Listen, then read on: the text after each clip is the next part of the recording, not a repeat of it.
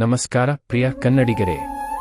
ಇತಿಹಾಸದಲ್ಲಿ ಕೆಲವರು ಅಧಿಕಾರದಿಂದ ಪ್ರಸಿದ್ಧರಾಗುತ್ತಾರೆ, ಆದರೆ ಕೆಲವರು ಸಂಸ್ಕೃತಿ, ಪರಂಪರೆ ಮತ್ತು ಜನರ ನಂಬಿಕೆಯ ಮೂಲಕ ಇತಿಹಾಸದಲ್ಲಿ ಉಳಿಯುತ್ತಾರೆ. ಅಂತಹ ವ್ಯಕ್ತಿತ್ವವೇ ಕಾಶಿ ನರೇಶ್. ಇದು ಕೇವಲ ಒಬ್ಬ ರಾಜನ ಕಥೆ ಅಲ್ಲ, ಇದು ಕಾಶಿನಗರ ಮತ್ತು ಅದರ ಸಾವಿರಾರು ವರ್ಷಗಳ ಸಾಂಸ್ಕೃತಿಕ ಇತಿಹಾಸದ ಕಥೆ. ಕಾಶಿ, ಇಂದಿನ ವಾರಾಣಸಿ, ಭಾರತದ ಅತ್ಯಂತ ಪುರಾತನ, ನಿರಂತರವಾಗಿ ವಾಸವಾಗಿರುವ ನಗರಗಳಲ್ಲಿ ಒಂದು. ವೇದಕಾಲದಿಂದಲೂ ಈ ನಗರ ಧರ್ಮ, ತತ್ವಚಿಂತನೆ ಮತ್ತು ಶಿಕ್ಷಣದ ಕೇಂದ್ರವಾಗಿತ್ತು. ಅಂತಹ ಪವಿತ್ರ ನಗರಕ್ಕೆ ಶತಮಾನಗಳ ಕಾಲ ಸಾಂಸ್ಕೃತಿಕ ನಾಯಕತ್ವ ವಹಿಸಿಕೊಂಡವರು ಕಾಶಿ ನರೇಶ್ಗಳು. ಕಾಶಿ ನರೇಶ್ ಒಬ್ಬ ವ್ಯಕ್ತಿಯ ವೈಯಕ್ತಿಕ ಹೆಸರು ಅಲ್ಲ, ಇದು ಬನಾರಸ್ ರಾಜ್ಯದ ರಾಜರಿಗೆ ನೀಡಲಾದ ಒಂದು ಶಿರೋನಾಮೆ. 18ನೇ ಶತಮಾನದಿಂದ ಬನಾರಸ್ ರಾಜ್ಯವನ್ನು ನಾರಾಯಣ ವಂಶ ಆಡಳಿತ ನಡೆಸಿತು.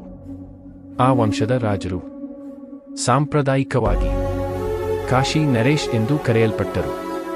1850ನೇ ವರ್ಷದ ಸುಮಾರಿಗೆ ಮಹಾರಾಜ ಬಲ್ವಂತ್ ಸಿಂಗ್ ಗಂಗಾ ನದಿಯ ದಕ್ಷಿಣ ತೀರದಲ್ಲಿ ರಾಮನಗರ ಕೋಟೆಯನ್ನು ನಿರ್ಮಿಸಿದರು.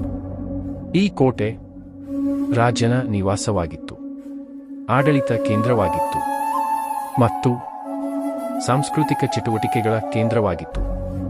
ಅಂದಿನಿಂದ ರಾಮನಗರವೇ ಕಾಶಿ ನರೇಶ್ರ ಶಾಶ್ವತ ನೆಲೆಯಾಯಿತು. ಬ್ರಿಟಿಷ್ ಆಡಳಿತದ ಕಾಲದಲ್ಲಿ ಬನಾರಸ್ ರಾಜ್ಯ ಒಂದು ಪ್ರಿನ್ಸ್ಲಿ ಸ್ಟೇಟ್ ಆಗಿತ್ತು. ಕಾಶಿ ನರೇಶ್ರು ಪೂರ್ಣ ಸ್ವತಂತ್ರ ರಾಜರು ಅಲ್ಲ, ಆದರೆ ಆಂತರಿಕ ಆಡಳಿತದಲ್ಲಿ ಅವರಿಗೆ ಅಧಿಕಾರ ಇತ್ತು. ರಾಜಕೀಯಕ್ಕಿಂತ ಹೆಚ್ಚು ಅವರು ಧಾರ್ಮಿಕ ಮತ್ತು ಸಾಂಸ್ಕೃತಿಕ ನಾಯಕತ್ವಕ್ಕೆ ಪ್ರಸಿದ್ಧರಾಗಿದ್ದರು. ಕಾಶಿಯ ರಾಮನಗರ ರಾಮಲೀಲಾ ಭಾರತದಲ್ಲೇ ಅತ್ಯಂತ ದೀರ್ಘ ಮತ್ತು ವಿಶಿಷ್ಟ ರಾಮಲೀಲಾ. ಈ ರಾಮಲೀಲಾ ಸುಮಾರು 1 ತಿಂಗಳ ಕಾಲ ನಡೆಯುತ್ತದೆ. ನೈಸರ್ಗಿಕ ಸ್ಥಳಗಳಲ್ಲಿ ಪ್ರದರ್ಶನಗೊಳ್ಳುತ್ತದೆ. ಈ ಪರಂಪರೆಯನ್ನು ಶತಮಾನಗಳಿಂದ ಕಾಶಿ ನರೇಶ್ಗಳ ವಂಶ ಪೋಷಿಸಿಕೊಂಡು ಬಂದಿದೆ.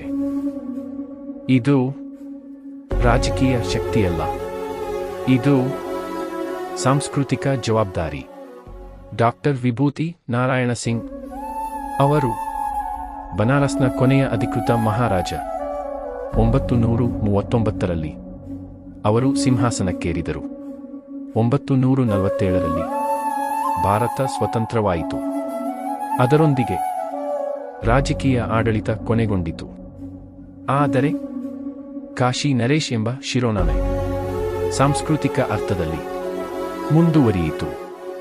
ವಿಭೂತಿ ನಾರಾಯಣ ಸಿಂಗ್ ರಾಜನಾಗಿ ಅಲ್ಲ, ಒಬ್ಬ ಪಂಡಿತನಾಗಿ, ಒಬ್ಬ ಸಂಸ್ಕೃತಿ ರಕ್ಷಕರಾಗಿ ಮತ್ತು ಒಬ್ಬ ಮಾರ್ಗದರ್ಶಕರಾಗಿ ಜನರ ಗೌರವ ಪಡೆದರು.